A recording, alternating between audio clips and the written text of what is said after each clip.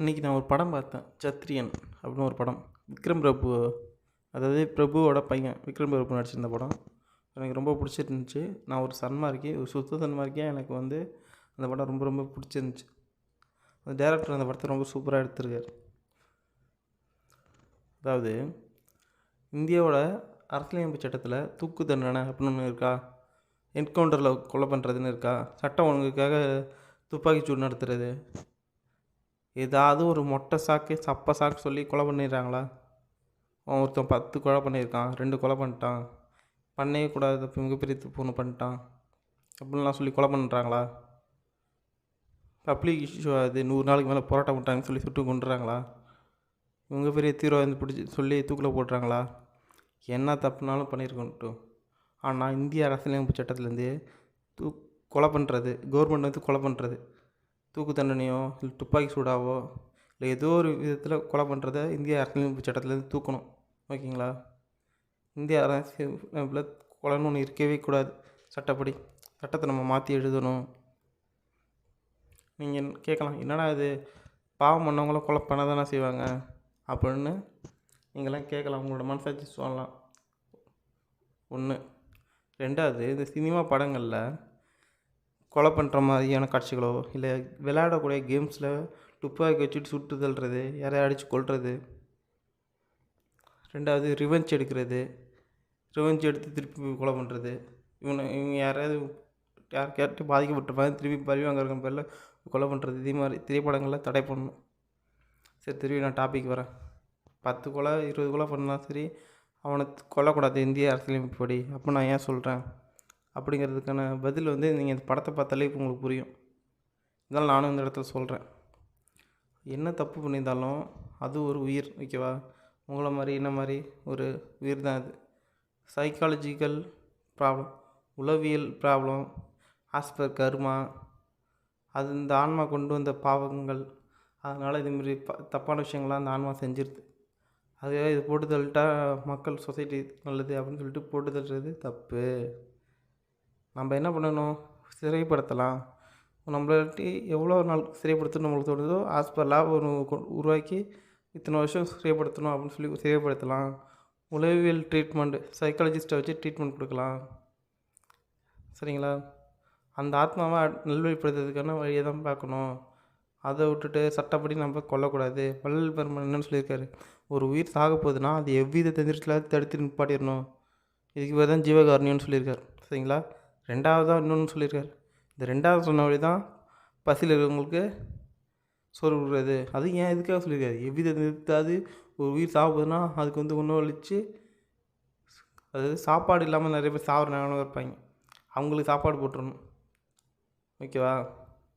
ஒன்று. ஃபஸ்ட்டு சொன்னது எவ்வித நிறுத்தாலும் ஏதாவது உயிர் சாப்பிடுதுன்னா அதை தடுத்து நிப்பாட்டணும். அதோட தொடர்ச்சி தான் வந்து பசியில் இருக்கிறவங்களுக்கு சாப்பாடு கொடுக்குறது. சும்மா மொட்டை தான் குட்டையில் விழுந்த மாதிரி பசியில் இருக்கிறவங்க சோத்தை போட்டால் முடிஞ்சிச்சு அப்படிலாம் இல்லை டாபிக். நீங்கள் சாக போகிறவங்கள காப்பாற்றுறது, அதுதான் வள்ளல் பெருமான் சொல்லியிருக்க அல்டிமேட் கோலு. அதை விட்டுட்டு குண்டான சோத்தை போட்டாலும் ஒன்றும் பயனில்லாம் சொல்ல மாட்டேன். நானும் மூடி தெரியுமா ஒரு மூளை மழுங்கின ஒரு அறிவு விளங்காமல் இருந்தவன் தான். அறிவு விளங்காமல் இருந்ததுனா நான் பைத்தியம் இருந்தேன்னு சொல்ல. விச் மீன்ஸ் நான் என்ன சொல்ல வரேன்னா, எனக்கு அந்தளவுக்கு புரிதல் இல்லை, கருணை இல்லை, இரக்கம் இல்லை, தயவு இல்லை. ரொம்ப மோசமான ஒரு சுயநலவாதியா அப்படி தான் இருந்தேன். நானும் எனக்கு தெரிஞ்சிச்சு டானுக்கெல்லாம் டானு வள்ளலார் தான், அவரோட வார்த்தைக்கு மேலே எதுவுமே இல்லை, அவர் தான் லெவல் 1 கடவுள் அப்போல்லாம் தெரிஞ்சிச்சு. அதுக்கப்புறம் அவர் சொன்னதெல்லாம் செஞ்சாமல் பழச்சிக்கலாம், வாழ்க்கை எல்லாமே பழச்சிக்கலாம்.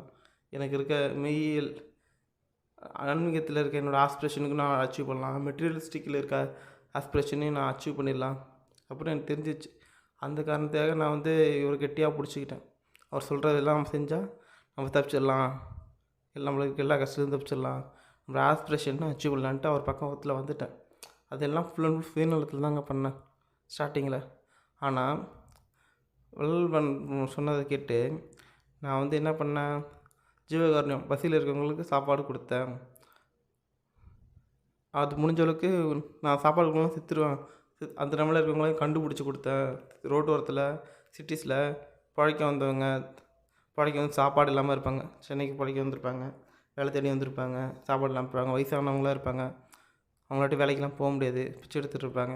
அதேமாரி இருக்கவங்களாம் தேடி தேடி கண்டுபிடிச்சி நானும் என் ஃப்ரெண்ட்லாம் சாப்பாடுலாம் கொடுத்தோம். அப்போ வந்து நான் வந்து என்னோடய சுயநலத்துக்காக தான் கொடுத்தேன். எனக்கு வந்து கருணை, இரக்கம், தயவு அவங்களாம் பாவம் அப்படிலாம் எனக்கு எந்த இதுவும் கிடையாது. என் சுயநலத்துக்காக தான் நான் வந்து அவங்களுக்கு சாப்பாடு கொடுத்தேன். வள்ளலார் சொல்லியிருக்காரு, இதுமாரி கொடுத்தா நமக்கு நல்லது நடக்கும் அப்படிங்கிற ஒரே மோட்டிவ் தான். 2வது நான்வெஜ் சாப்பிட்றத விட்டேன். எதுக்கு விட்டேன்? அந்த உயிரினங்கள்லாம் பாவம், அதை கொலை பண்ணக்கூடாது அப்படிலாம் நினச்சி விடல. நான் வந்து அதுங்களை கொல்றத விட்டா நம்மளுக்கு வர இருக்க பிரச்சனைலாம் தீர்ந்துரும், நம்மளோட ஆசைப்பட்ட விஷயம்லாம் நடந்துடும் அப்படின்னு சொல்லி நினச்சிக்கிட்டே தான் விட்டேன். ஆனால் அப்படி கொலை பண்ணுறதை விட்டுட்டு பசியில் பசியாட்டு இருக்கும்போது சுயநலத்தோடு தான் பண்ணேன். அதுக்கப்புறம் என்னோடய மனசில் என்ன நடக்குது, ஆட்டோமேட்டிக்காக கருணைங்கிறது எனக்குள்ளே வருது. கருணை இன்டியூஸ் ஆகுது. இஎம்எஃப் எலக்ட்ரோமோட்டிக் ஃபோர்ஸ்னு சொல்லுவாங்க. இஎம்எஃப், எம்எம்எஃப்லாம் நீங்கள் எலக்ட்ரிக்கல் இன்ஜினியரிங் படித்தீங்கன்னா தெரியும். அதுமாரி கருணை எனக்குள்ளே தூண்டப்படுது. எல்லாம் வள்ளல் பெருமான் சொன்னது கேட்டதுனால தான்.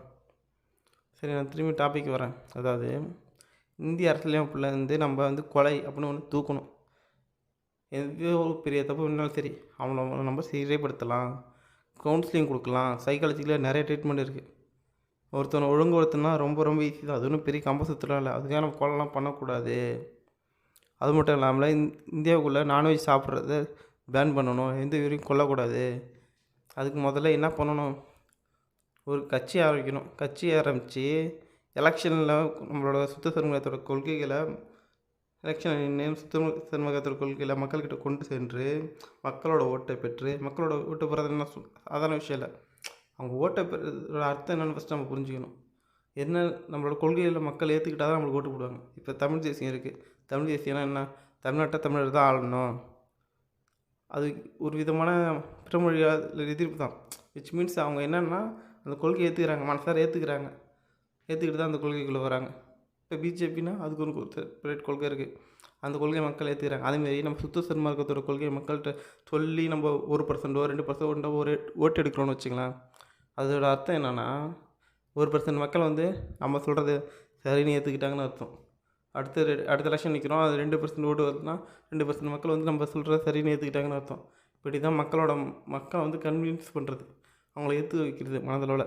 இதுதான் எலக்ட்ரல் சிஸ்டங்கிறது.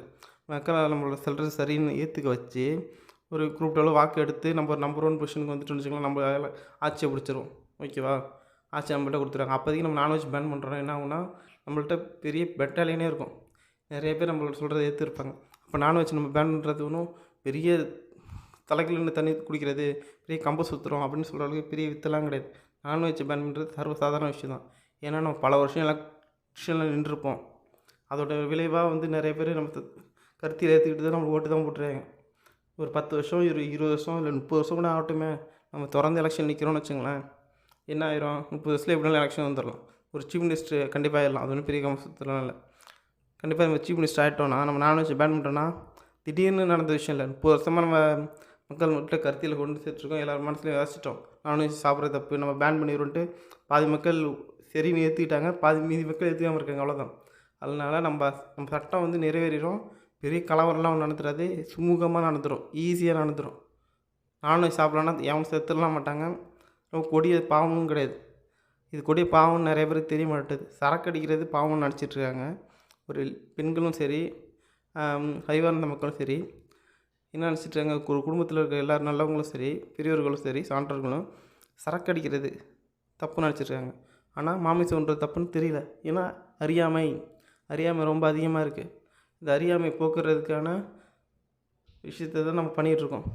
இவங்க அறியாமையில் இருக்க மக்களுக்கு நம்ம விழிப்புணர்வு தான் ஏற்படுத்திகிட்ருக்கோம். சரிங்களா? அவங்க நல்லதுக்காக தான் நம்ம செஞ்சிகிட்ருக்கோம். சரிங்களா? நம்ம இன்னொரு பதிவில் சந்திப்போம். நன்றி, வணக்கம்.